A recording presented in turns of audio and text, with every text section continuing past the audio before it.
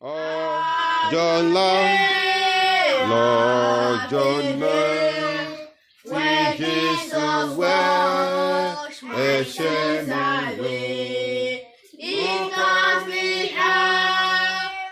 Gbàdúrà ìmọ̀ṣẹ́ra ṣiṣẹ́ rẹ̀ ọjọ́ ńlá lọ́jọ́ náà tí Jésù wẹ̀ ẹ̀ṣẹ̀ mi nù.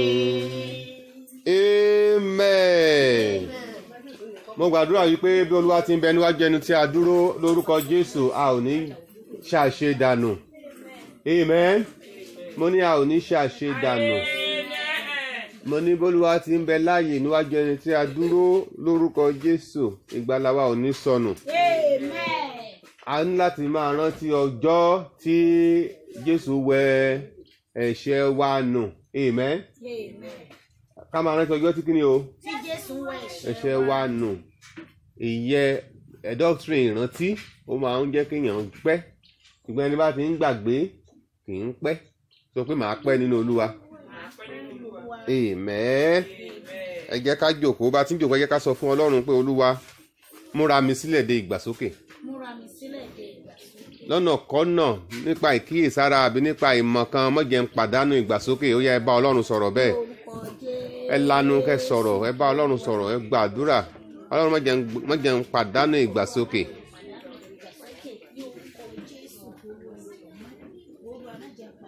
Èèyàn mélòó ló ń retí ìpadàbọ̀ Jésù láàrin wa báyìí? Olúwa ò má jẹ́ ìpàdánù ìgbàsókè ní orúkọ Jésù. Ràn mí lọ́wọ́, múra mi sílẹ̀ fún ìpadàbọ̀ rẹ lẹ́lẹ́kejì Ọlọ́run. Thank you because you have done it. Orúkọ Jésù Kristi àdúrà náà ti gbà. Amen. Ta ló lè rán mi létí ẹ̀kọ́ tí à ń kọ́ lọ? Yes. Kí ni ẹ̀kọ́ tá à ń kọ́ lọ?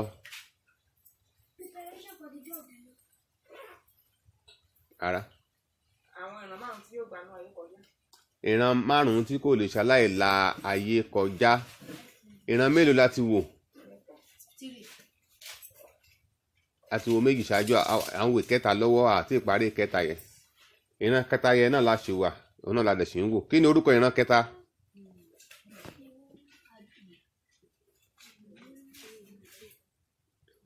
Ok, ẹ yẹ ká bẹ̀rẹ̀ láti ìran àkọ́kọ́. Kí ni orúkọ ìran àkọ́kọ́? Darkness. Ìran òkùnkùn. Kí ni orúkọ ìran kejì? Ìran búburú àti ìran panṣágà. Kí ni orúkọ ìran kẹta? Ìran ipá àti ọ̀tẹ̀. Agbára mélòó ló jọ ń kọ̀wọ́ rìn nínú ìran kẹta yìí? Àwọn wo ló ń rìn papọ̀ nínú ìran kẹta?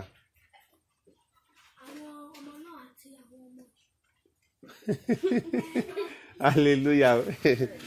Ẹni ọmọ Ọlọ́run àtọmọ èṣù náà jọ ń kọ́ wọ́n rìn nínú ìran kẹta yìí o. Kí ni mo pè é nígbà tí à ń kẹ́kọ̀ọ́ yẹ? Orúkọ wo ni mo fún?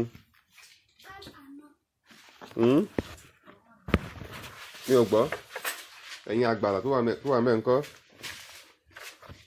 Ìran wo la ń là kọjá lọ́wọ́lọ́wọ́ báyìí tó ń fún wa ní tí a fi ń sọ̀rọ̀ lórí ẹ̀kọ́ yìí? Ṣẹ́kì ẹ̀jọ́ta. Ẹ wo jọ́ta yín fẹ́ sọ fún wa ìran wo la wà báyìí? Ìran nínú ìran kẹta yìí àwọn wo ló ń kọ́ wọ́n rìn? Amen. Ó yà. Àwọn wo ló ń kọ́ wọ́n rìn nínú ìran kẹta yìí? A sọ wípé ìjọ àti kèfèrí, the church and Gentile. Ó jẹ́ ìran ipá àti agídí, ìran ọ̀tẹ̀. Nínú ìran kẹta yìí láti rí ọ̀tẹ̀, agídí àti ipá. Praise God. A ti wo onírúurú nǹkan ní ọ̀sẹ̀ tí ó kọjá. A sì kíyèsí ohun tó mú kí ìran kẹta yìí kó burú àti ohun tí a mú kí ìran kẹta yìí kó gba ìdájọ́. gẹ́gẹ́ bí a ti kà á nínú ìwé kejì Mósè Ẹ́kísódù orí 20 ẹsẹ̀ 5 and 6 wípé Ọlọ́run tọ́jú ìjìyà àìlópin, ẹkún ayérayé, iná àjò ìkú dé gbogbo àwọn ènìyàn tó ti ṣẹ̀ láti ìran ìkíní títí dé ìran kẹta. Nínú ìran kẹta yìí ni a ti sọ wípé a wá bẹ ẹ̀ṣẹ̀ gbogbo àgbáyé wò. Now a ti wo ìran àkọ́kọ́, a ti wo ìran ìkejì, ìran ìkẹta la wà báyìí. Nínú ìran ìkẹta yìí lónìí mo fẹ́ ká kíyèsí àwọn nǹkan kan lára ìran kẹta yìí, ìdí tí ìran kẹta yìí fi léwu, ìdí tí a fi ń kẹ́kọ̀ọ́ yìí gẹ́gẹ́ bí ọmọ lẹ́yìn Kristi ká lè gbára wa là. Ṣé rí ọ̀pọ̀lọpọ̀ wa níbí pẹ̀lú ìrọ̀rùn la bá wọnú ìjọba ọ̀run straight nígbà tí ìpè bá dún. Amen. Pẹ̀lú ìrọ̀rùn àbákàndọ́ra wọnú ilé ológo nígbà tí ìpè bá dún. Ṣùgbọ́n nítorí pé church tá a lọ, church tá a bára wa, tàbí for example program tá a ti tẹ́rí sí, ọ̀pọ̀lọpọ̀ wa là ní délé. Ṣẹ́gbọ́n báyẹn, nítorí program tá a ti là kọjá, nítorí program tá a ti jòkó sábẹ̀, àbí nítorí àwọn ènìyàn tá a darapọ̀ pẹ̀lú nínú ìjọsìn, ọ̀pọ̀lọpọ̀ wa ni ò ní délé. Àdúrà mi wá ní pé èmi á délé, ìwọ tó dẹ̀gbàgbọ́ náà wà á délé. So àwa láti kíyèsí àwọn àkóbá tó wà ní ìran kẹta. Ìran kẹta ni ìran nínú èyí tí ìjọ àti kèfèrí jọ ń kọ̀wọ́ rìn, tí wọ́n jọ ń ṣọ̀rẹ́. Hallelujah o. Ìran kẹta ni kèfèrí àti ìjọ jọ ń ṣe boyfriend and girlfriend. Ìran kẹta láti rí pastor at the same time tó ń ṣe olúwo. Ìran kẹta láti rí ìyàwó wòlíì at the same time tó ń ṣe olórí ẹgbẹ́ nípàdé àwọn ẹlẹ́yẹ. Ó jẹ́ ìran tí panṣágà, ìran tí kèfèrí àti ìjọ tí wọ́n ń kọ̀wọ́ rìn bí boyfriend and sweetheart.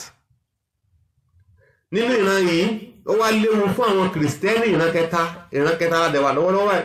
Ó léwu fún wọn nítorí pé ọ̀pọ̀lọpọ̀ àwọn nǹkan ti di àṣà àti ọ̀nà bárakú, habitual lifestyle, tí ẹ pé àwọn tó yẹ̀ṣẹ̀ ń wọnú ìgbàgbọ́, especially àwọn ọmọ wa tá yẹ̀ṣẹ̀ ń bí tó yẹ̀ṣẹ̀ ń dàgbà yìí tí wọ́n mọ Ọlọ́run yìí, wọ́n mọ ìyàtọ̀ láàrin kí ni Bíbélì sọ, kí ni Olúwa sọ, àti kí ni ìran kẹta, ìran tó ti bá panṣágà tó ti bá kèfèrí dálé, kí ni wọ́n fi ń kọ́ wa.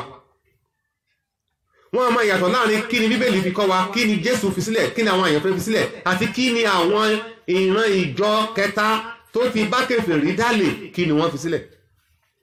Ẹ wá rí wípé ọ̀pọ̀lọpọ̀ ló ń fi tìgbóyà tí wọ́n fi ń defend irọ́.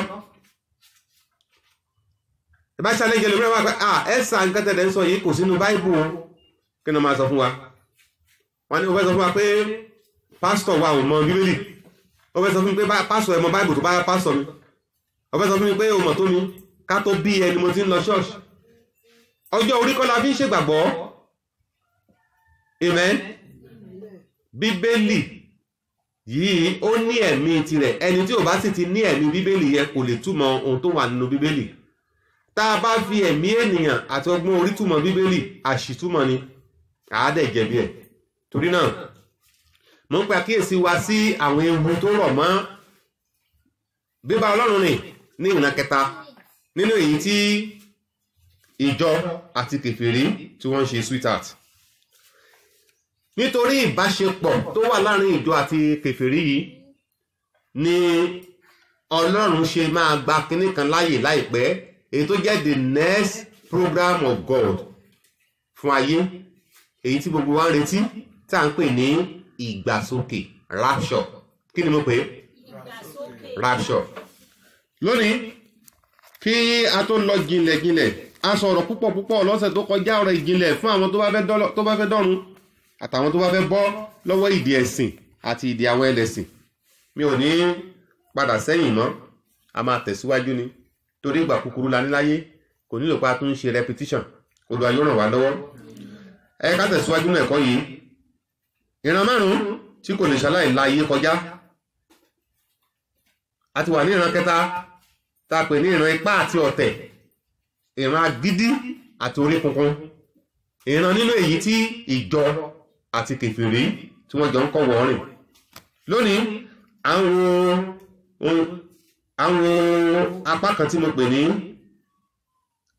agbára tó ń ṣàkóso ìran kẹta.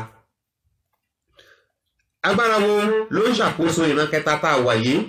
Ìran nínú èyí tí ìjọ àti kèfèrí tí wọ́n ṣe ń wọléwọ̀de. Now, ayé yìí ti rí ọ̀pọ̀lọpọ̀ àwọn akíkanjú tí wọ́n ti dìde. Ẹ gbọ́ mi dáadáa o. Máa sọ fún yín pé tẹ́ bá ti wá sí ìpàdé ọmọlẹ́yìn, ẹ máa gbọ́ àwọn tẹ́ ẹ gbọ́ rí, ẹ dẹ̀ máa mọ àwọn tẹ́ ẹ tí ì mọ̀ rí. Tàbí kó tún wá yé yín sí lóhun tẹ́ ẹ ti gbọ́ tí ò yé yín. Wọ́n fẹ́ sọ kí ní kan fún wa níbi tàdé. Ayé tá a wà yìí, àwọn akíkanjú, àwọn alágbára, àwọn olórí ẹlẹ́sìn ti dìde tí wọ́n ti lọ. Gbogbo àwọn ènìyàn ló ti jà. Kí ni wọ́n dẹ̀ ń jà fún? Wọ́n ń jà fún ta ni yóò ṣe ọ̀gá ògo, ta ni alágbára jùlọ. They are fighting for the position of the Almighty. Napoleon jà tirẹ̀, Julius Caesar jà tirẹ̀. Commander of the Nazis army Germany, kí náà ń pè man ní Adolf Hitler, ó jà tiẹ̀, ó kó gbogbo ayé sí wàhálà. Oníkálukú wọn jà tí wọn. We have seen a lot of leaders rising and rising and falling. They are no more. Ní ìran kẹta tí a wẹ̀ yìí tó bẹ̀rẹ̀ ní 400 BC tá a parí sí rapture. Before that, before Christ's birth, a rí àwọn akíkanjú kan náà tó dìde tí wọ́n proof wípé àwọn olùgbàlà aráyé. Ẹ máa rí ìtàn àwọn wọ̀nyí nínú Catholic Bible. Àwọn níbi tí ẹ ti máa rí àwọn apocrypha, Tobit, Maccabees, Judith. Ṣé ẹ wá rí Judith yẹ? Ó ṣe àpẹẹrẹ ohun tí mo ti sọ fún wa nípa àwọn ìran àkọ́kọ́. Nínú Judith yẹ ẹ ti máa rí ọ̀pọ̀lọpọ̀ àwọn àṣírí nípa àwọn ìran àkọ́kọ́. Àwọn áńgẹ́lì, bí wọ́n ti ń pọ̀fọ̀ àti ègèdè, bí wọ́n ti ń kọ́ èèyàn ní ifá. Ó wà nù Judith, ó wà nù Catholic Bible. Hallelujah. Bí ènìyàn bá máa ṣègbé ní ìran kẹta, á wa Bíbélì yìí máa yà, á dẹ̀ díjú wọnú náà máa pàdé. Bí ènìyàn bá máa là ní ìran kẹta, á wa Bíbélì yìí máa yà, á dẹ̀ díjú báyìí àbí kó lajú wọnú ilé ológun. Ṣùgbọ́n kan ní wípé ìjọ ní ẹ̀mí Bíbélì, the spirit of the Bible, which is the spirit of truth. And the Bible says God desires that worshippers should worship him both in the spirit and in truth. Agbára wo ló ń ṣàkóso ayé tí a wà yìí? Ẹ̀mí alágbára méjì ló ń ṣàkóso ìran tí a wà yìí, ìran kẹta yìí. Ìkíní nínú ẹ̀ ní ẹ̀mí òkùnkùn, darkness. The first power is darkness. By the encroachment of darkness, the agents of first and second generation have their relocation in this third generation, and they are manifesting in different forms. His seals are known here as Gentiles, the ungodly children. Satan rules through darkness. Ṣé rí agbádá òkùnkùn ní ìran àkọ́kọ́ àti ìran ìkejì fi bóra tí wọ́n fi ṣiṣẹ́ ibi. And wọ́n ní èso tí àwọn èso òkùnkùn yẹn ni wọ́n ń pè ní kèfèrí, àwọn ìran tí kò gba Ọlọ́run. Sátánì ló sì ń jẹ́ aláṣẹ wọn. Ó túmọ̀ sí pé gbogbo agbára tó ń ṣàkóso ayé ohun tí a rí àti ohun tí a kò rí, a pín sí méjì ní ìran kẹta.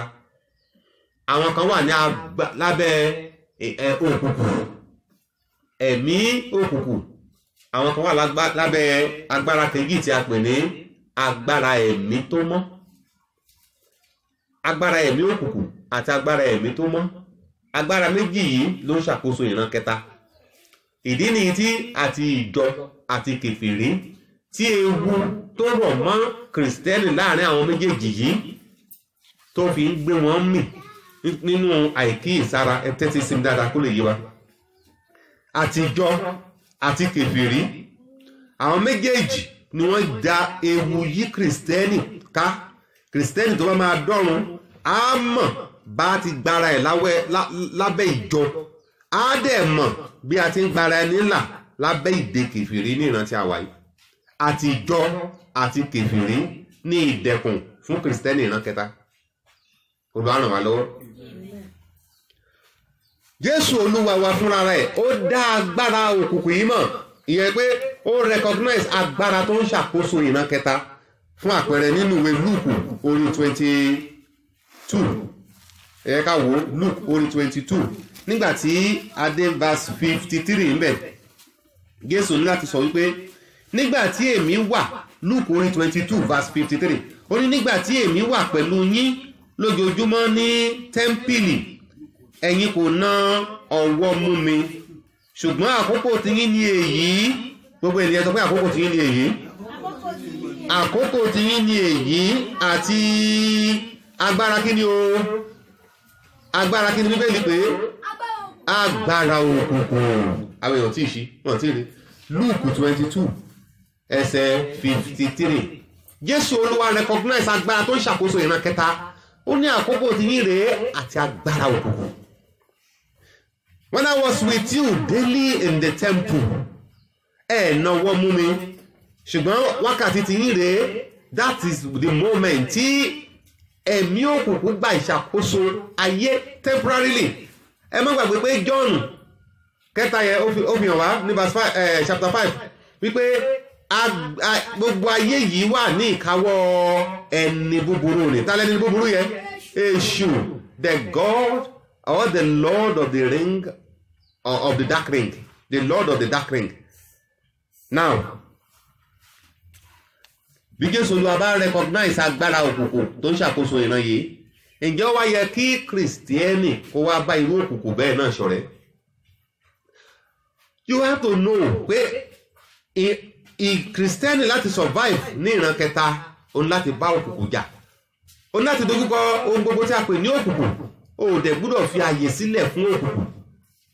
As long as you want to be a friend of the world, or you want to manage yourself with a shady affair, you are not going to succeed as a Christian.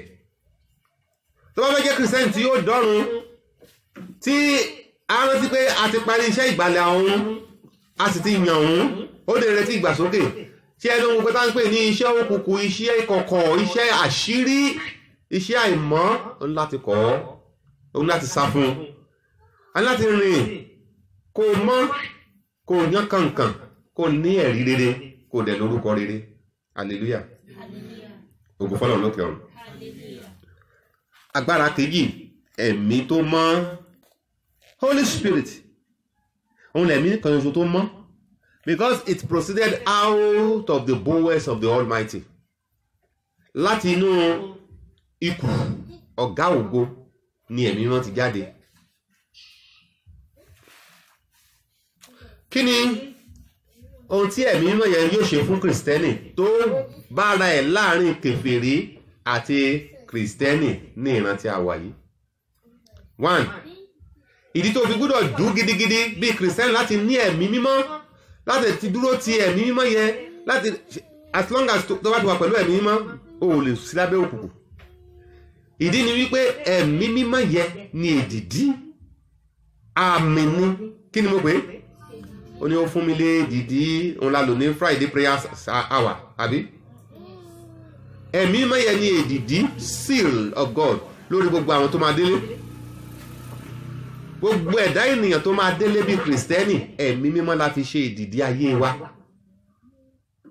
So tó bá jẹ́ pé ẹ̀mí mímọ́ wà láyé ẹ, èdìdí Ọlọ́run wà lórí ẹ.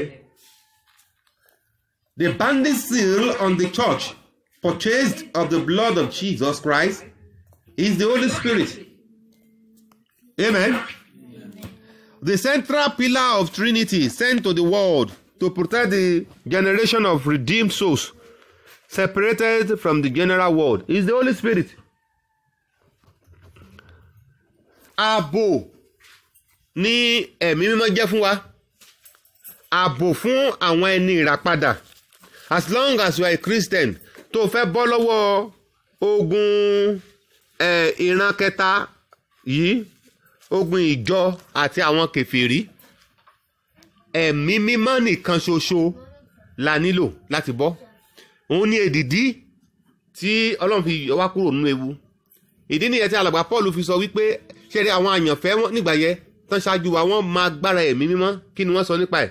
Wọ́n ní kí ẹnikẹ́ni má ṣe yọ mí lẹ́nu mọ́ láti ìsinsìnyí lọ nítorí pé èmi ń ru àpá Kristi ní ara mi. Kí ni àpá yẹn?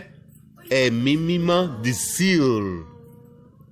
Òun la fi ṣe ìdìdí ayé wa dé ìgbà tí ìpè yóò dùn. Éfésù tilẹ̀ sọ gan wípé a fi ẹ̀mí mímọ́ ṣe ìdìdí ayé wa dọjọ́ ìràpadà.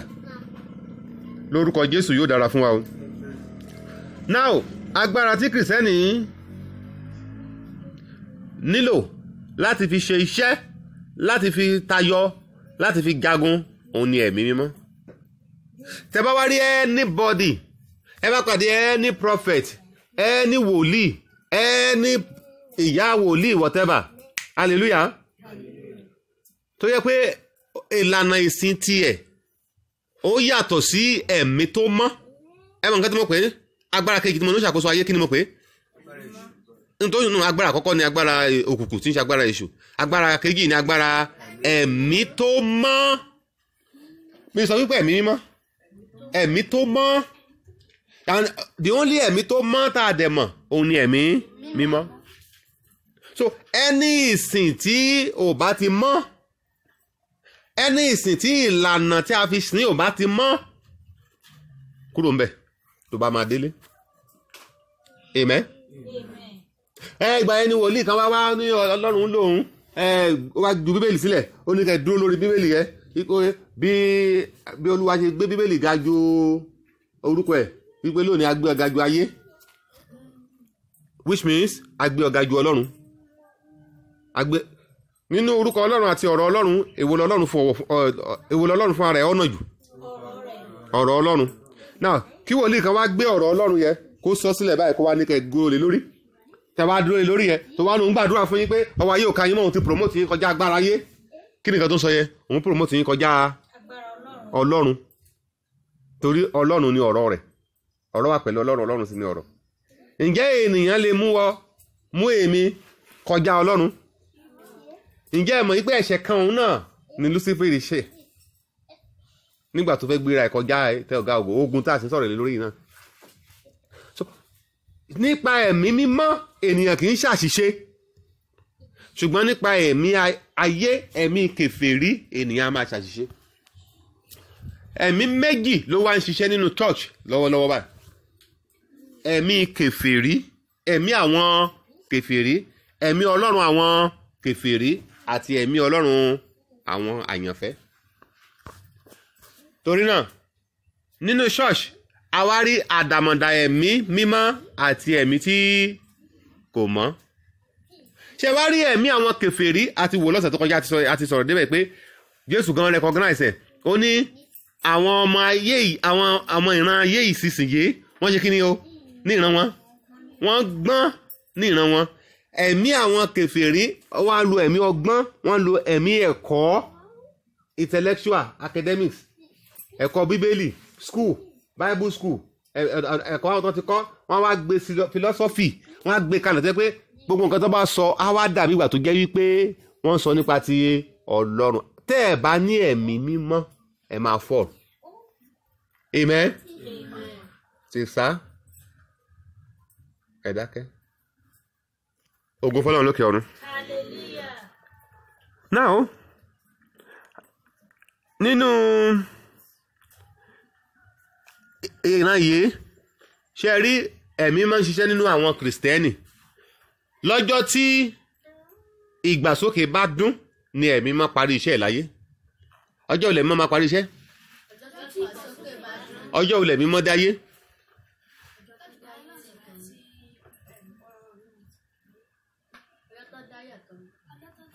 Rárá. Rárá. Wọn bí Ọlọ́run.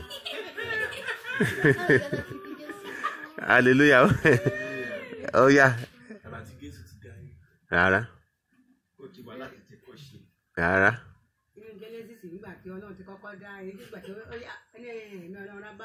Ẹ̀mí Ọlọ́run rá bàbà lórí omi.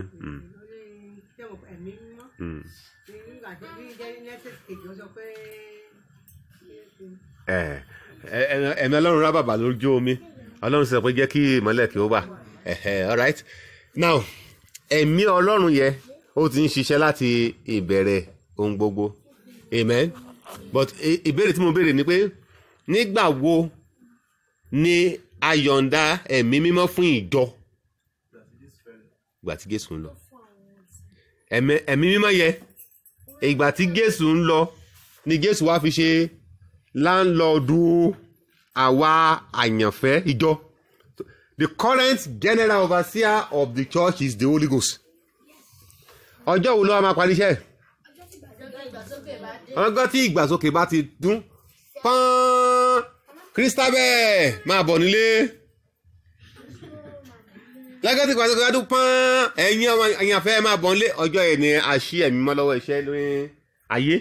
Amen. Now, tí ẹ̀mí Ọlọ́run bá ti kúrò láyé, kí lẹ rò kó máa ṣẹlẹ̀ láyé? The Lord currently is regulating the conduct and the character of the whole world through His Holy Spirit in the life of the Christians. Ọlọ́run ó sì ń control ìwà àti ìṣe ìpànìyàn ìwà búburú ayé nípasẹ̀ ẹ̀mí mímọ́ tó wà ní àwọn àyànfẹ́. Tá bá ti wá mú àyànfẹ́ tá a ya àyànfẹ́ nípa kúrò lọ́dọ̀ kèfèrí ẹlẹgbẹ́ wọn lọ sí ìjọba tí àwọn kèfèrí ò lè dé, tí ẹ̀mí mọ́dẹ̀ tẹ̀lé wọn lọ, kí ló máa wá ṣẹlẹ̀ sí ayé? Ẹ̀ṣẹ̀ á wá rìn ní ibi gbogbo. Ẹ̀ṣẹ̀ sì máa pọ̀ ju bá a ṣe rí, ṣùgbọ́n mi ò ní sí gbígbà yẹn mọ́. Hallelujah. Ṣé pé yín ò ní sí gbígbà yẹn náà? Tó bá ti ń dìgbà tí ìgbàsókè fẹ́ dé yẹ, ẹ̀ṣẹ̀ wá bẹ̀rẹ̀ sí pínra sí street kọ̀ọ̀kan. Á bẹ̀rẹ̀ sí nínú. Ẹ wá máa rí àwọn ọmọ 70 years tó ń bá ọmọ tó ń ṣẹ̀ṣẹ̀ bí, ọmọ ọjọ́ kan ṣoṣo tó ń bá sùn. Ẹ wá máa rí àwọn ènìyàn tán kàn yọ ọmọ lẹ́yìn ìyá ọmọ láàrin ọjà, wọ́n á yọ ọmọ láàrin, wọ́n á gé orí ẹ̀, wọ́n á fún lókùtù ẹ̀, wọ́n á ní àwọn fẹ́ lọ fi jóògùn. Tí ìyá ọmọ bá dẹ̀ sọ̀rọ̀, wọ́n á dáwọ́ lù. Ṣé ẹ mọ̀ pé ìyẹ́ ò tí ì ṣe báyìí? Ṣé ẹ mọ̀ pé wọ́n sì ń jíṣẹ́ ni? Ṣùgbọ́n nígbà tí ẹ̀mí bá ti withdraw, ẹ̀ṣẹ̀ àwa physically àwa wá síta, balógun ẹ̀ṣẹ̀ àwa máa rìn. Ojú títì báyìí làwọn èèyàn ti máa bára wọn láṣepọ̀.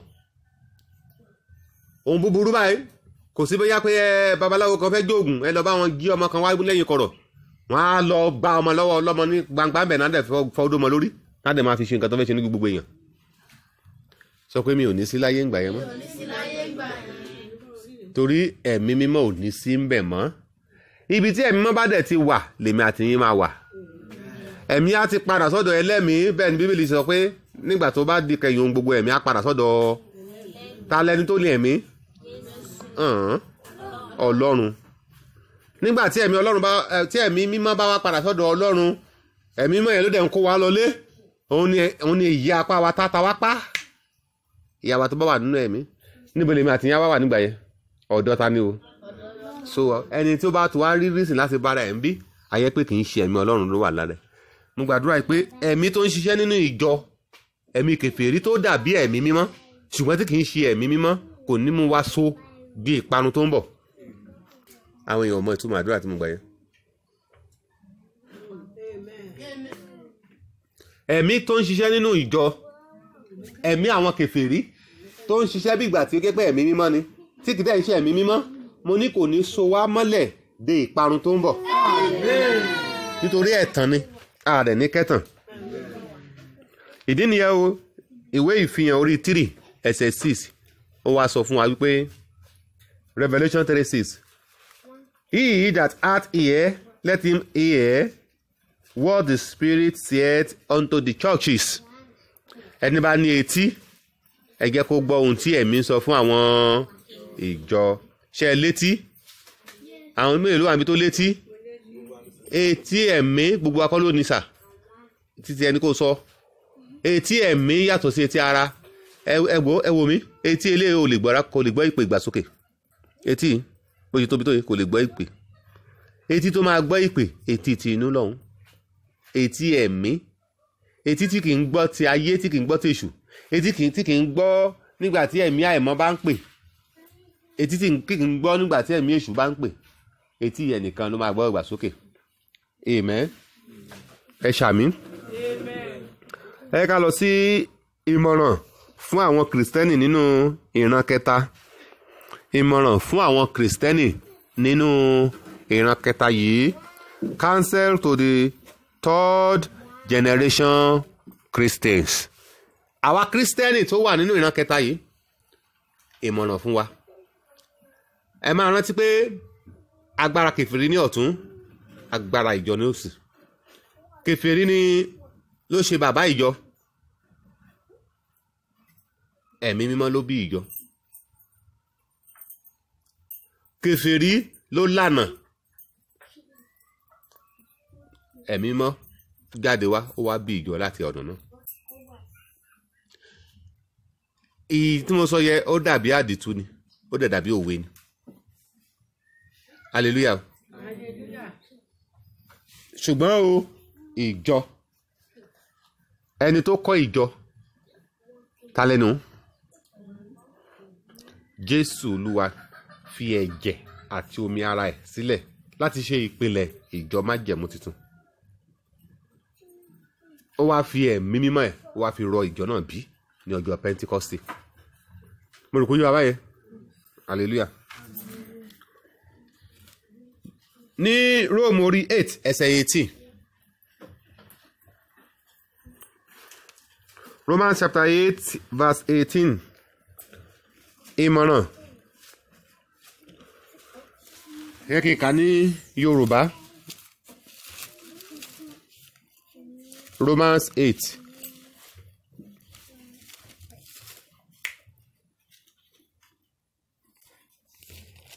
Amen. 8:18. Okay. Nítorí mo ṣírò rẹ̀ pé ìyà ìgbà ìsinsìnyí kò yẹ láti fi ṣe àkàwé ògo tí a ó fi hàn nínú wa. Ògo tá a máa fi hàn nínú àwa kìrìsìtẹ́nì nígbà tí ìgbàsókè bá dún. Whatever tá a bá ń là kọjá nínú ìjọ tàbí nínú ayé nísinsìnyí láàrin ìjọ àti kèfèrí, kò yẹ kó ṣí wa lójú tàbí kó fọ́ ojú wa sí ìlérí tọ́lọ́run ti ṣe.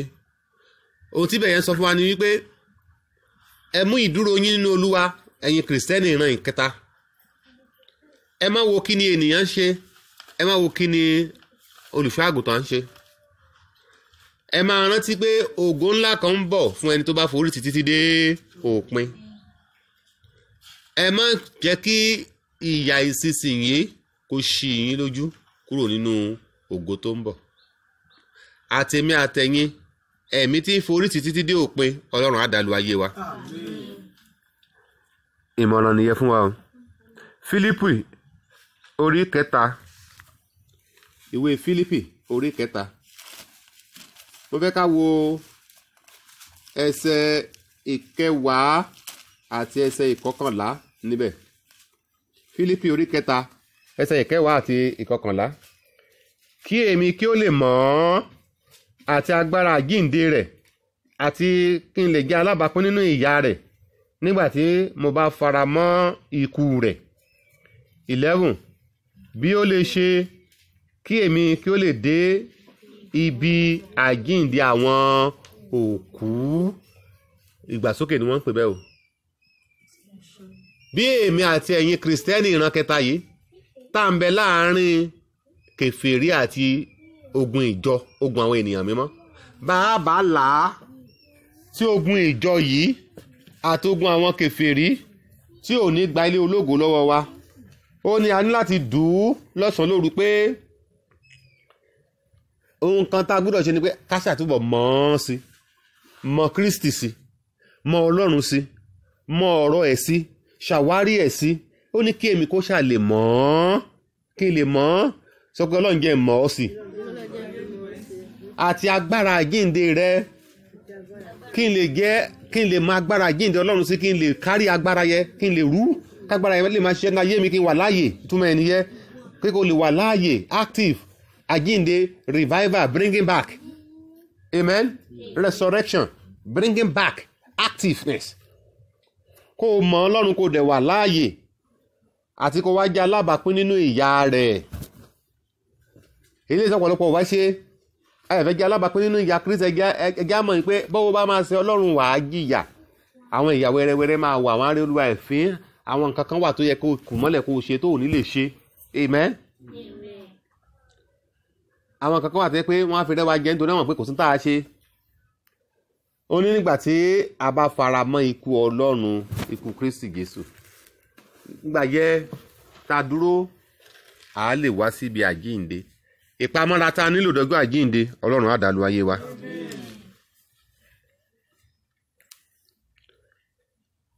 Mo fẹ́ ká wo pé ìran kan ń bọ̀, ìran iná ni, ìran kẹrin, ìran iná ni, ìran ewu ni,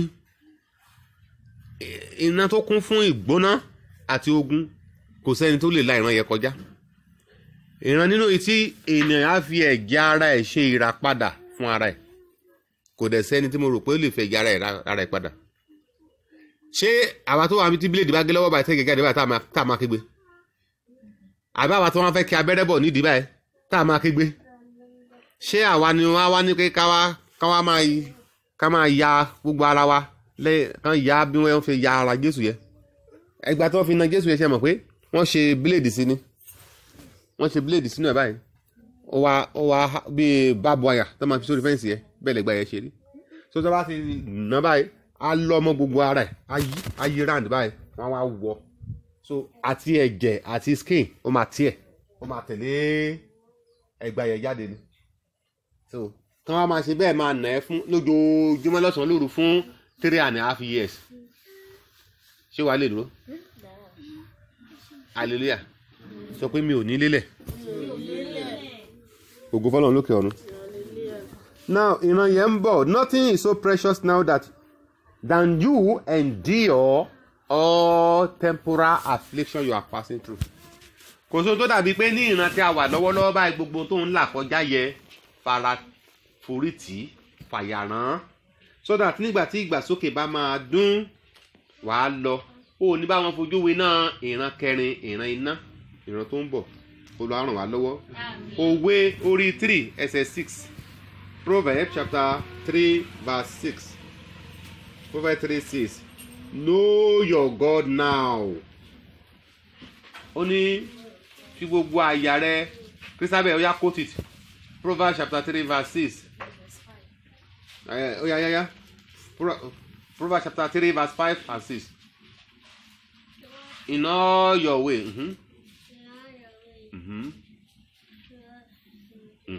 Trust in the Lord. And lean not unto your own understanding. Ṣé ti rí báyẹn?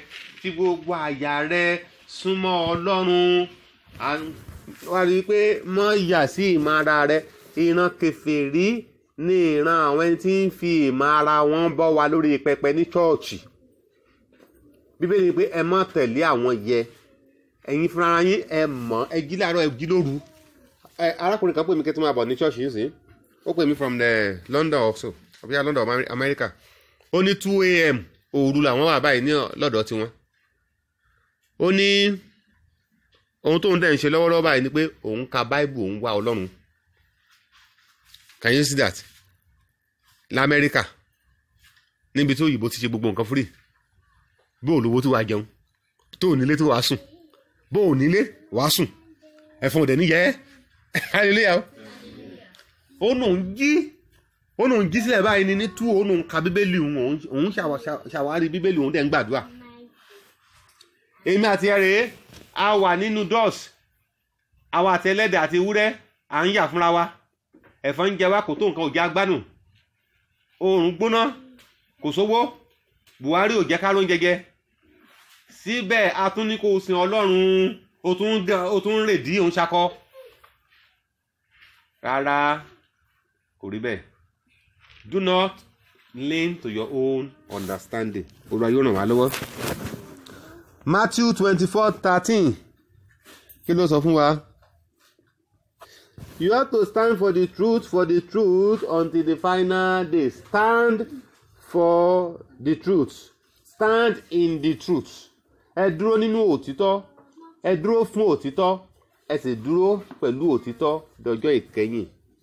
Ní Matthew orí 24 ẹsẹ̀ 13 ẹnikẹ́ni tí ó bá forí tì í títí dé kí la ṣe fún o ṣé ẹ lè forí tì í kí ni ogun tí ò ní jẹ́ kí adélé báyìí ogun ìjọ àti kèfèrí méjèèjì bẹ́ẹ̀ wà ní church agbára méjèèjì agbára ẹ̀mí òkùnkùn àti agbára ẹ̀mí mímọ́ ló ń ṣàkóso ìran kẹta nínú ṣọ́ọ̀ṣì nìkan a rí agbára kèfèrí àtàgbára ìjọ mọ́ tẹ̀ sí ìmọ̀ ti òkùnkùn ìmọ̀ ti ara ẹni tẹ̀ sí ìmọ̀ Ọlọ́run tó bá fẹ́ délé Olúwa yóò dẹ̀ mú wa délé lórúkọ Jésù ẹ jẹ́ ká dáhùn. ní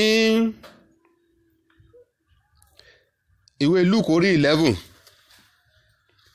mo fẹ́ ká gbára wa lọ́wọ́ páńpẹ́ àti ìdẹ̀kùn tí àwọn wòlíì tọ́ de àwọn kìrìsìtẹ́nì ní ìran ìkẹta yìí. ẹ wo ewu ńlá kan ẹ ká wo Lúùkù orí 11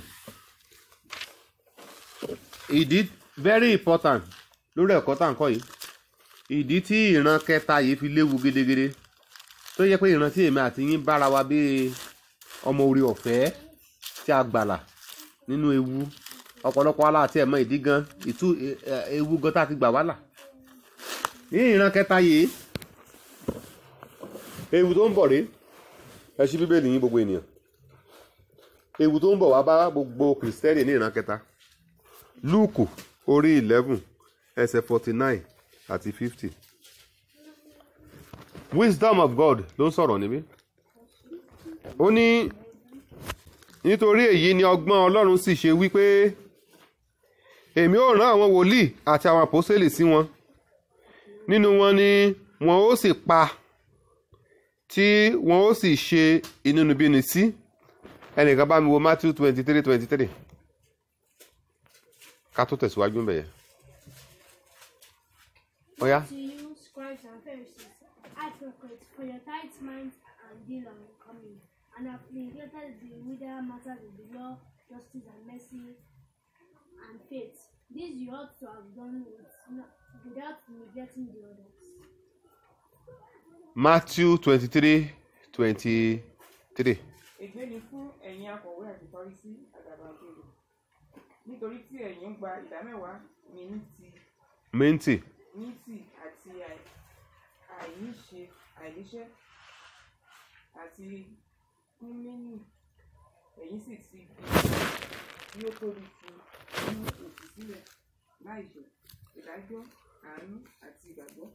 Ìdájọ́ àánú àti ìgbàgbọ́ wọ̀nyí àwọn kan mẹ́ta tó yẹ ká ṣe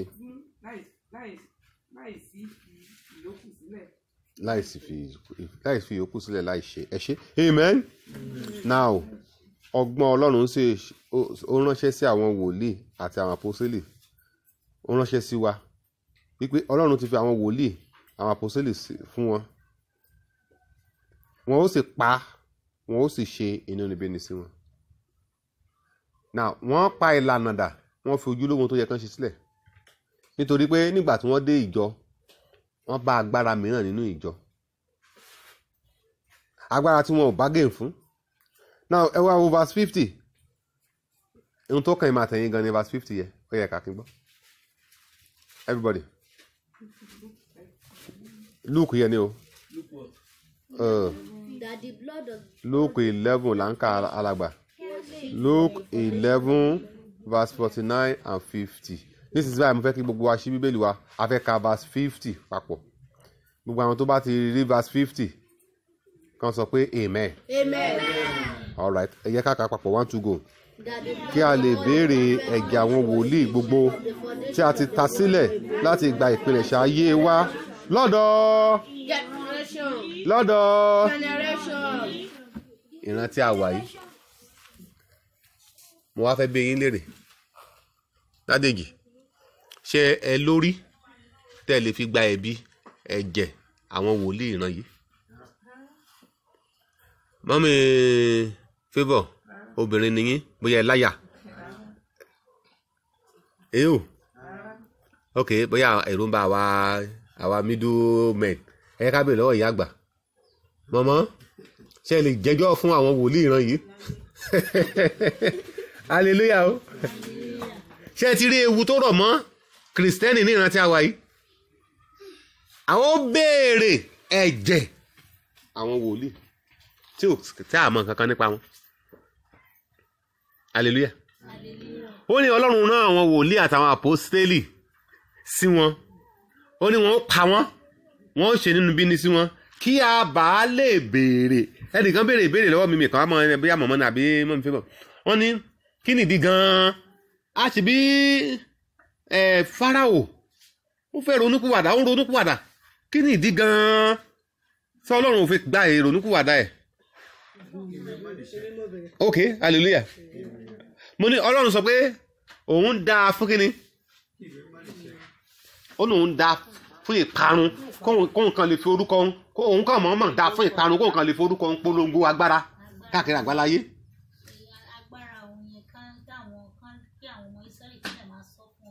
Ọmọ wọn dénà wípé báyìí lolúwa ṣe sí Fáráò. Ọlọ́run kan náà dídí ìdá Fáráò jángélé pé ìwọ yìí o, mo kàn fẹ́ fi ẹ ṣe specimen agbára. Experiment o ṣeun. Àṣeyẹ òwú lọ́lọ́run yìí o. Bẹ́ẹ̀ làwọn kan dẹ̀ wá ti dá wọn báyìí igi náà rán àpáàdé ni wọ́n. Ọlọ́run ní jẹ́ ká wà lára wọn. Ẹ gbọ́ ẹni tó ní etí gbọ́ ohùn ẹni tí ń kìlọ̀. Àwọn kan ń bẹ àwọn wòlíì àṣàdédé pa wọ́n gbogbo àwọn wòlíì tán pa yẹn. Ó nítorí ìdí ni pé kí àsọtẹ́lẹ̀ Ẹ́kísódù orí 20 ẹsẹ̀ 5 kó lè ṣẹ lórí ìran kẹta. Ipe a ó béèrè ẹ̀jẹ̀, a ó béèrè ẹ̀ṣẹ̀ àwọn bàbá àwọn ìran tó ti lọ àti ìran déran ìkẹta ìkẹrin. Ìran ìkẹta yìí dẹ̀ ní ẹ̀ṣẹ̀ yẹn, ìbéèrè ẹ̀ṣẹ̀ ẹ̀jẹ̀ àná ti bẹ̀rẹ̀. Ìran ìkẹta aládẹ̀ wáyé. Ǹjẹ́ ó yẹ ká ní afẹ́ jẹ́ Kìrìsìtẹ́nì tá kan máa ṣe bó ṣe wà? Ǹjẹ́ ó yẹ ká jẹ́ Kìrìsìtẹ́nì tẹ́ pé nínú chọ́ọ̀chì báyà ò ní mọ bí tá a belong? Ẹlòmíràn ìmùlẹ̀ kan wà. Ẹnìkan wá bá mi, ó ní ẹ̀sà, ó ní kí ló wà láàrin èmi àti pásítọ̀ mi yẹ, pásítọ̀ tó dé ọ̀nà mọ́ mi tó jẹ́ kí n ga láyé yẹ. Mo ní kò sí. Ó ní ohun tó ń rí pé mo tún pàpà tó ń láìkẹ́. Mo ní Bíbélì sọ pé ẹ fẹ́ gbogbo ara. Àwọn oníkò yẹ kí n fẹ́. Hallelujah. Mo ní ara. Ó ti ń di ìjà ti ara. Fẹ́ràn gbogbo ènìyàn níwọ̀n ìgbà tí a ń pè ní òní. Tèmi nìyẹn. Tá a bá ti lè dáríjì èèyàn, a lè jẹ́ Kìrìsìtẹ́nì. Ó ní kì í ṣe ni tó yẹ mo ní ọmọ Ọlọ́run ni. Bó ṣe yé ló ṣe wùwà. Bó ṣe yé èmi náà ni mo ṣe wùwà. Bó ṣe yé ìwọ ló ṣe ń wùwà. Ṣùgbọ́n ohun tá a fi ṣèdájọ́ gbogbo ìwà òun ni Bíbélì. Amen. Mo ìmọ̀ ní jẹ̀bi àwọn wòlíì. Ṣé ẹ rí àwọn wòlíì ìjọ ìkẹyìn? Páńpẹ́ la fi wọ́n dẹ fún àwọn Kristẹni. Bó o bá wọ́ tẹ̀lé wòlíì, òun wọ́ tẹ̀lé ewu. Torí àwọn jẹ̀bi ìṣubú àwọn wòlíì yẹn láì lè jẹ́ pé bóyá ọ̀gá ẹ̀kọ́ sí ara wọn. Ewu gidi ni. Bàbá orí òkè yẹ, bàbá tèmi ni yẹ, bàbá aládùn, bàbá kìnnìkan ni, bàbá ọlọ́pẹ, bàbá onímọ̀rìyò, bàbá ní oyin.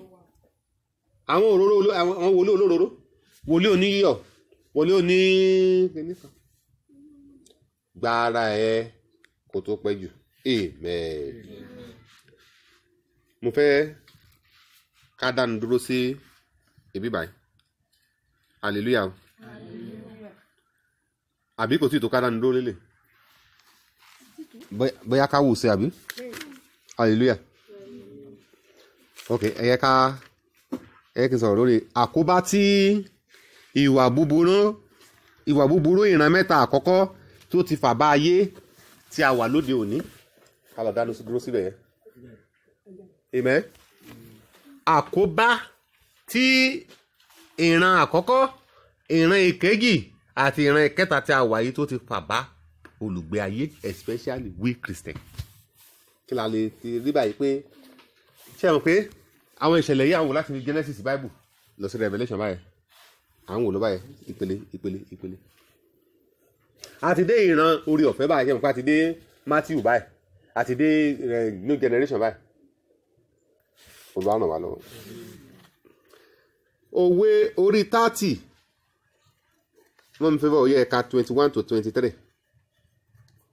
Òwe orí 30.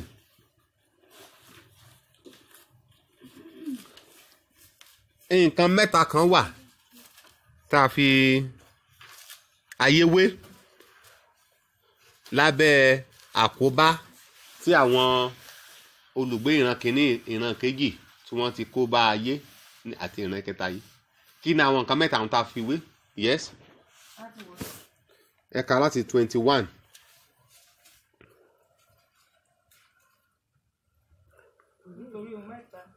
Nítorí ohun mẹ́ta. Ayé á di rúdurùdu. Lábẹ́ mẹ́rin kò ní dúró, yẹn ni pé ayé á parẹ́. End will come. Amen. Rapture ma take place. Yes. Ìránṣẹ́ nígbà tí ó jọba. Ohun àkọ́kọ́. Àti aṣiwèrè nígbà tí ó yọ fún oúnjẹ. Ẹ̀rá ẹni sọ̀rọ̀. Tó yó. Hallelujah. Amen. Ẹ jẹ́ ká mú lẹ́yọ̀ kọ̀ọ̀kan. Ìránṣẹ́ nígbà tó di kíni o? Tó jọba. Nígbà tí Luciferi fẹ́ gbéra ẹ̀ lórí Ọlọ́run. Luciferi ó fẹ́ gbé ògo ẹ̀ka ga ju ti Ọlọ́run. Kí ló ṣẹlẹ̀ sí? Ó jábọ́. Ìkejì, a fool when is filled with meat. Ìran òpè, a fool, ọlọ́mọdé ń jókòó ní tèmi. Ìran tá a tẹ́ lọ́rùn, ìran wo la tọ́ lọ́rùn jù? Nínú ìran tó ti méjì mẹ́ta àkọ́kọ́ tó kọjá. Nínú ìran mẹ́ta àkọ́kọ́ tá a ti treat yìí, ìran wo la ti tẹ́ lọ́rùn jù? Amen. Ẹ mọ̀? Kí ni ìrúnú ẹ sọrí sí kí lẹ́yìn fi ròyìn pé òun la tẹ́ lọ́rùn jù? Ìran kẹta yìí la tẹ́ lọ́rùn jù. Okay. Tí wọ́n fún wa ní Jésù Kristi. Okay. Tí ó wá sáyé. Jésù wà ní ìran kẹta, Jésù wà ní ìran ìkíní, Jésù wà ní ìran ìkejì, kò sí ìran mẹ́tẹ̀ẹ̀ta tí Jésù sí. Bọ̀ tí ìran kẹta yìí láti sọ́ di ènìyàn lẹ́ran. Tó fi wá gbà wá lọ́wọ́ ewu àwọn tàkọ́kọ́ yẹ. Torí ní ìran kejì, Jésù ni àpáta tó ń tẹ̀lé wọn. Hallelujah. Amen. Now, ohun kejì tó bà ayé jẹ́, ó ní òpè nígbà tó ta fún lóúnjẹ. A máa ṣe ìbẹ̀yẹ kan wà nínú bíìlì tá a máa rí. Ìyẹn ṣẹlẹ̀ ní ìran kejì. Ó yá, ẹ̀ka yẹ tán ká tó lọ wo bẹ̀. Fún obìnrin tí a kórìíra. Obìnrin tí a kórìíra for an odious woman when she's married. Obìnrin tí a kórìíra ìyẹn ní ìkẹta. Now, obìnrin tí a kórìíra tó wá di ẹni tí a gbé níyàwó, ìyẹn ní ìjọ, ìyẹn ní ìran kẹta. Ìran àkọ́kọ́ òun ní ẹrú tó ń jọba, ẹrú tó fẹ́ jọba. Ìran kejì ní òpè tá a fún rere tọ́lọ́rùn. Ìran ìkẹta òun ní obìnrin olóòórùn tí a kọ̀ sílẹ̀, táyé ò rò pé obìnrin ọ̀bùn táyé ò rò pé lọ́kọ láyé, tó wá sí bẹ́ẹ̀ tó wá fẹ́ ọkùnrin tó dáa jù láyé. Amen. Ohun mẹ́ta yìí oru ayé lójú. Kí wá ló parí ẹ̀? Lórí ohun kẹrin, kí ni nǹkan kẹrin tí ayé á fi parẹ́? Yes. Àti fún ìránṣẹ́bìnrin nígbà tó jí àrólé ìyá rẹ̀. An handmaid that is heir to her mistress. ó ti tó hallelujah. What's the meaning of air? Air. You have to check your dictionary for air. Ó túmọ̀ sí ẹni tó ń jogún nǹkan ogún jíjẹ. Now tí bàbá ẹ bá ní kí n ní ilẹ̀ 8 ilé 5 mọ́tò 10 kí n wá darúgbó kí n kú kí n dẹ̀ lóko kí n líle iṣẹ́ tó pọ̀ ta ló máa jogún ẹ̀? Ìwọ ni heir. You are the heir to the property of your father. Inheritance ni gbogbo nǹkan tí mo ní yẹ. Ìwọ ni heir tó máa possess inheritance yẹ. Ẹni tó máa ń jogún nǹkan ni wọ́n ń pè ní heir. Hallelujah. Now ní ìran àkọ́kọ́ wọ́n fẹ́ gba ìjọba mọ́lọ́run lọ́wọ́ àṣírí wọn tú. Revelation 12:8 olórí wọn ó sọ ipò ẹ̀ dànù. Now ó wá fi kinní kan sílẹ̀ sí ayé ìgbéraga. 8 ó wá fi ìgbéraga sílẹ̀ sí ayé títí di òní ẹ wá rí pé ìwà ajínigbẹ́sẹ̀ wà síbẹ̀ àbísà. Everywhere tí a bá lọ ẹ á rí pé ìwà ajínigbẹ́sẹ̀ àwọn ọmọ lẹ́yìn ṣà ń gbéṣẹ́ ọ̀gá wọn nínú ìran àkọ́kọ́ nìyẹn ti pinlẹ̀ wá. Gómìnà tó wà níbẹ̀ yẹn dẹ́bùtì a máa ronú bá ṣe rí gómìnà ṣubú kóun gbapò. Bẹ́ẹ̀ ni bó ṣe rí lókè ló wà nínú ilé nínú home family ọmọ a máa retí ọgọ́ tí bàbá ẹ̀ ọkú tó náà dá láṣẹ ilé. Òun ló mú kí àwọn ọmọ kan ní Ìkẹrẹ́ lọ́gọ́sí tán lọ fìbọn pa bàbá wọn pé kò tètè kú. Wọ́n ní kò tètè kú gbógun tí wọ́n tètè fẹ́ jogún kòkó. Hallelujah. Amen. I entered Ìkẹrẹ́ in 1997 for the first time. Tí mo wá ṣe crusade 1997. Bí mo ṣe ń wọlé, mo ṣe ń dé gáràjì tí mo bọ́nlẹ̀ báyìí ní gbéńta. Tó ń lé ọmọ òun kiri ìgboro. Wípé ó fìbọn pa bàbá ẹ̀ lóko pé lórí oko kòkó. Ìgbà táwọn ọlọ́pàá máa fi mú, ó ní òun fẹ́ jogún kòkó yẹ pé bàbá òun kò tètè kú. Ẹni bójú nǹkan. Bó ṣe wà láti ìran àkọ́kọ́ nìyẹn. Àwọn àkóbá àwọn ìwà búburú tí àwọn ìran búburú wọ̀nyẹn tí wọ́n ti fi sílẹ̀ tí ayé nìyẹn. Kì í ṣe ìwà ọmọ Ọlọ́run mọ́kànjú mọ́dẹ̀ranjú mọ́gun ológun. Sórí gbàgbọ́ ogun bàbá ẹ̀ rí gbogbo tí bàbá ẹ̀ níbi pàǹtírí kó wá lọ ṣiṣẹ́ fún wúrà. Ọmọ tó bá ti lè lépa wúrà tó rí ohun tí bàbá àti ìyá ẹ̀ rí bí pàǹtírí irú wọn máa ń débi gíga. Ṣùgbọ́n ọmọ tó bá rí ohun tí bàbá ẹ̀ rí bí wúrà fẹ́pọ̀ ti tán òun ò ní nílò nǹkan kan mọ́ láyé inú pàǹtírí ló máa sùn gbẹ̀yìn ayé. Mo rò kó yí bàbá yìí.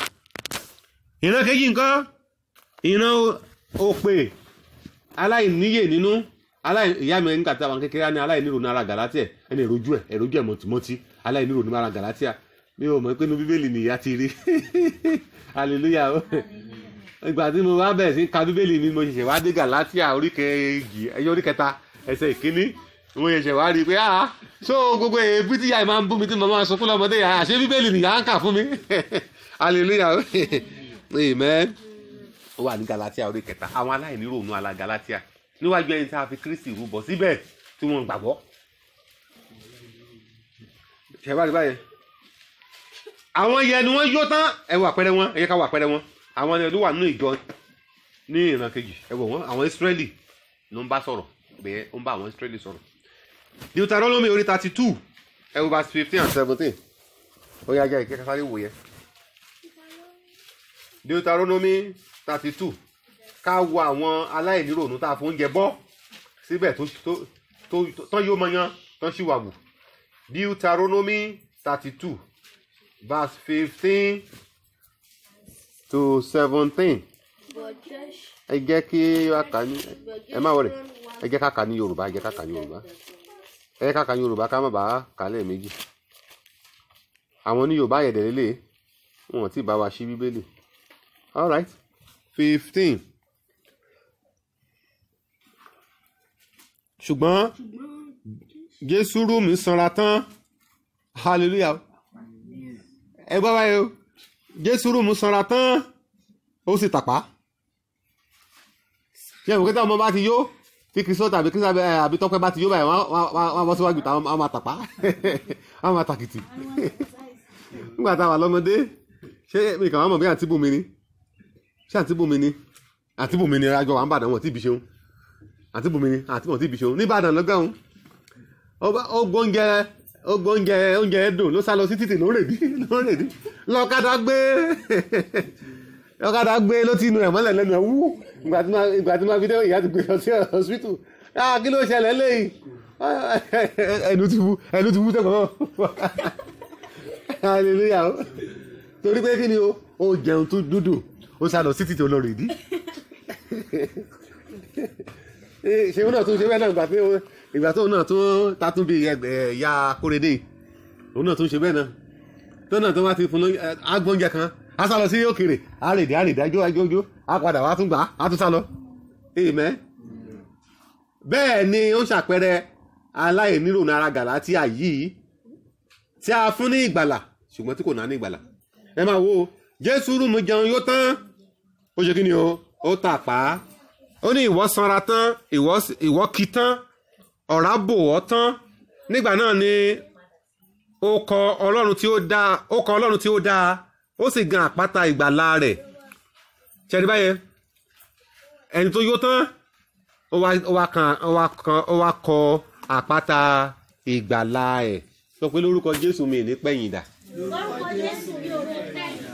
Amen. Ṣé ẹ ti rí báyẹn ó yó tán ìran kejì nìyẹn ìran ìyẹn àwa tún fi wé ìran Noah ìran àwọn foolishness. Amen. Lord Bishop, you are welcome. Ìran àwọn Noah ẹ jẹ́ ká wo ìkìlọ̀ fún Kristẹni láti inú ìhùwàsí àwọn olùgbé ìran kejì yẹn bí ó ti rí lọ́jọ́ Noah ẹ kọ sílẹ̀ Matthew 24:38 and 39. Màá kà lóyìnbó Matthew 24:38 and 39. For as in the days that were before the flood, they were eating and drinking, marrying and giving in marriage until the day, and knew not until the flood came and took them all away. Matthew 24:38 and 39. Bó ti rí ní ọjọ́ Noah ṣáájú àìkún omi wọ́n ń jẹ wọ́n ń mu wọ́n ń rèdí wọ́n ń ṣàríyá wọ́n ń gbéyàwó fọ́mọ wọ́n ń gbọ́kọ wọ́n ṣe rí ohun mẹ́ta yìí ló máa mú kọ̀pọ̀lọpọ̀ pàdánù ilé ológo jíjẹ mímu àti patí. Ṣé ní Kírísítẹ́nì tó wá fẹ́ dọ́run tó fẹ́ ní mọ̀ máa lọ patí mọ̀ kúndùn patí mọ̀ jàjẹ́ wọ́ra mọ̀ dẹ̀ mú. Tá a bá lọ sí ìpàdé àwọn onítìátà àti olórin tá a bá ti dé ìpàdé àwọn onítìátà àti olórin tá a máa ń máa lọ yẹn èmi ni national publicity and media director wọn hallelujah Kristẹni àdẹ̀dọ̀ra bọ́ sí kọ́nà torí tó bá ti di òru nígbà òtútù ìta gbangba bẹ́ẹ̀ ni a ti máa ń ṣe rìhásà láti máa ń ṣe mítìwá nínú òtútù tó bá ti di òru tó tútù pa gbogbo àwọn èèyàn àwọn aláìgbàgbọ́ tó wà ń bẹ̀ wọ́n á ti lọ bèrè gin rẹ́gá gin wọ́n á gbé wọ́n máa já wọ́n máa mú gin wọ́n àwọn gbò tútù dànù ẹ̀rí wọn táwọn máa tọ́ kébékébé táwọn máa lágùn àwa Kìrìsìtẹ́nì táwa ń bẹ̀ á da aṣọ búra tàbí ká wọ cardigan sọ́nù ara wa ǹjẹ́ mọ̀ kí màá dẹ̀ torí àwọn Kìrìsìtẹ́nì máa dọ̀rọ̀ àlùyọ́ kọlọ́kọlọ́ sẹ́yìn kọ̀rọ̀ àwọn náà lọ gbàgbó jí nǹkan wọn á lọ dààmú bí ó ti rí ní ọjọ́ Nóà wọ́n ń jẹ wọ́n mu sọ pé màá délé àwọn àkóbá wọn yẹ ni ó wà láti inú àwọn ìran ìkíní ìran ìkejì àti ìran ìkẹta tá a wà yìí fún Kìrìsìtẹ́nì ní ìparí ibi tá a máa parí sí.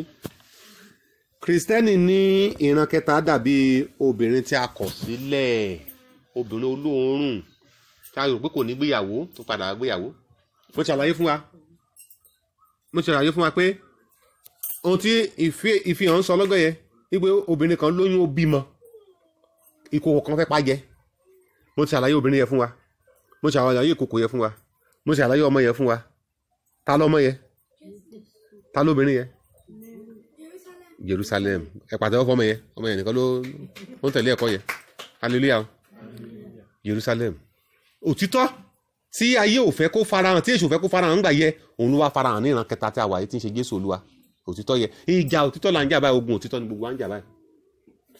Ẹni bá dẹ̀ ti mọ òtítọ́, òun ni òtítọ́ yóò ṣe kí ni o.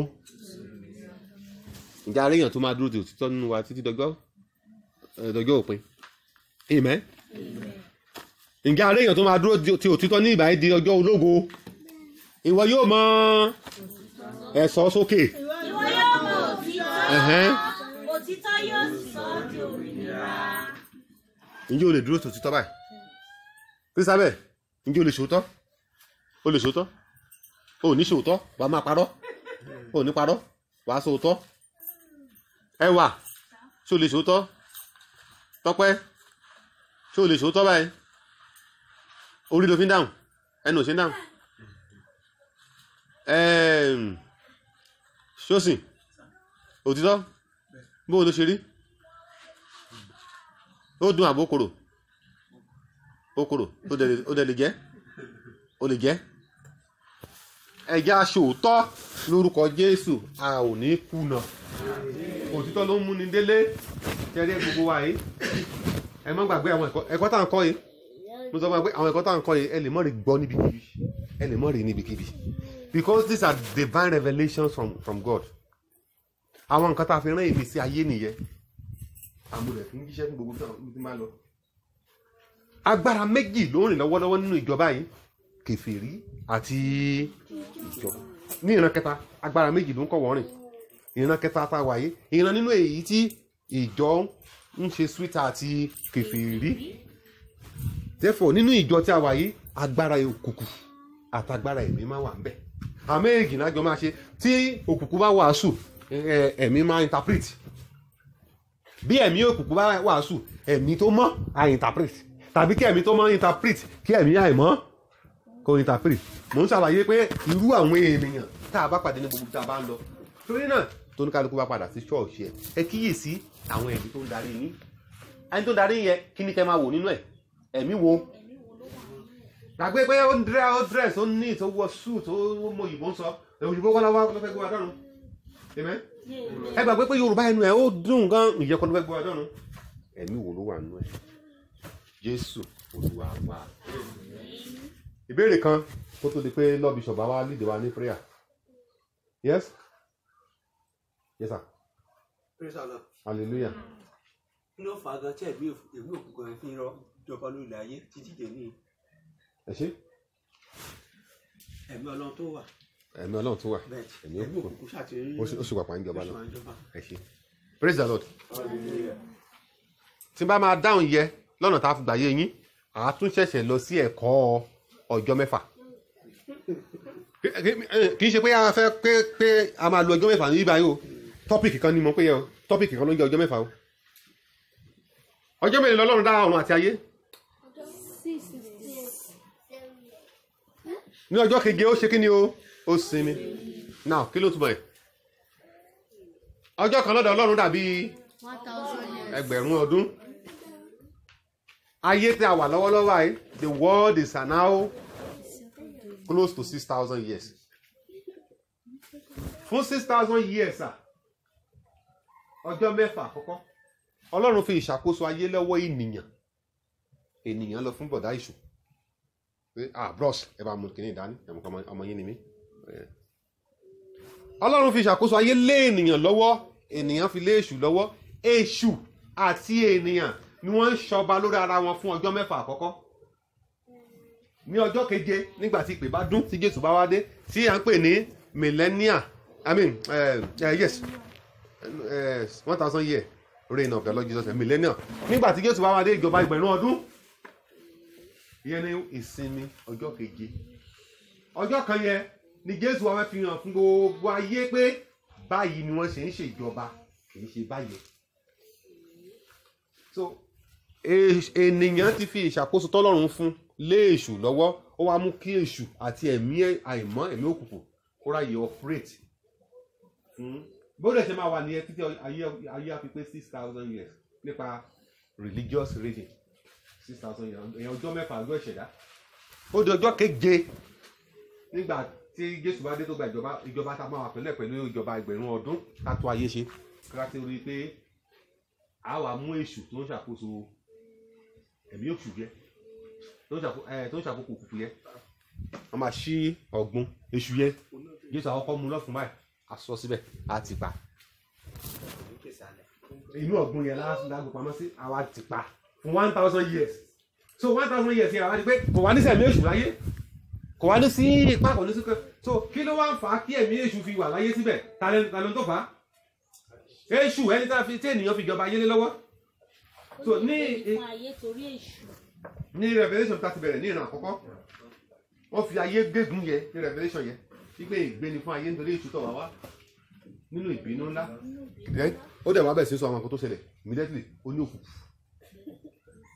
so láti lè ṣí ẹ̀mí èṣù lọ́wọ́ iṣẹ́ a ní láti mú èṣù ká fi sínú ọ̀gbun ìgbà ilẹ̀ ẹ̀mí òkùnkùn ráyè mọ́ so ẹ̀mí òkùnkùn ráyè gẹ́gẹ́ bí ìbéèrè yín láti operate báyìí nítorí pé ènìyàn fúnra rẹ̀ fi ìṣàkóso tí a fún ọjọ́ 6 lé èṣù lọ́wọ́ that is it ọlọ́run dẹ̀ ní ó ní táìmù fún oníkálukú táìmù tí ọlọ́run lá tó yọjú pé mo dé so àdẹ̀ ń retí táìmù ọlọ́run báyìí torí ayé ti fẹ́ pé ayé tẹ̀ ti pé gan ayé ti pé ọjọ́ 6 báyìí à ń retí kí Kristi Jésù bẹ̀ sọ pé wò ó Jésù ó ní nǹkan ti dé hallelujah all right. kí la lè ṣe ká lè fi lé ẹ̀mí èṣù kúrò nínú ìjọ wa ìbéèrè ńlá nìyẹn o. kẹwàá ní kẹ́kẹ́ olóòótọ́. Okay. Kẹwàá kẹ́kẹ́ ní ìwà mú ìbí holy. Okay. Satisfaction. Àdèkẹ́ ṣáà jẹ́ olóòótọ́ tẹ́ bá jẹ́ olóòótọ́ tẹ́ ẹ̀ gba ẹ̀ṣẹ̀ láyè a lè fi lé èṣù kúrò náà. I do not love the fruit of the Ibi tí èṣù bá ti àti pé kẹ mọ́ fẹ́ràn nǹkan tí ayé. ibi tí ẹ̀ṣẹ̀ bá ti wà ibẹ̀ ni èṣù ń gbé. Okay. My bishop ìbéèrè ọmọ yẹn dà kó kí bóyá ẹ máa fún wa láìdí àkànṣe. Jésù àrẹ wà lọ́wọ́ ó kì í lóòótọ́ ìrọ̀lẹ́ máa ní ibi tí èṣù sápamọ́ sí rà inú ṣọ́ọ̀ṣì ni o ṣọ́ọ̀ṣì tó sápamọ́ sí o.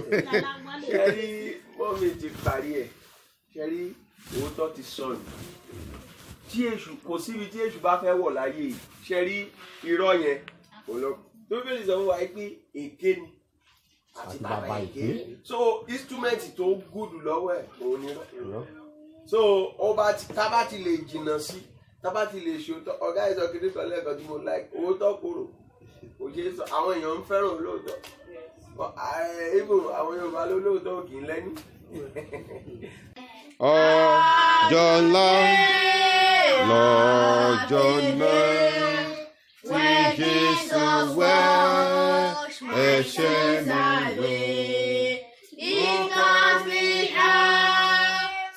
Gbàdúrà ìmọ̀ṣẹ́lá ṣiṣẹ́ bẹ̀yẹ ọjọ́ ńlá lọ́jọ́ náà tí Jésù wẹ̀ ẹ̀ṣẹ̀ mi nù. Amen. Mo gbàdúrà wípé bí Olúwa ti ń bẹ níwájú ẹni tí a dúró lórúkọ Jésù a ò ní ṣàṣe dànù.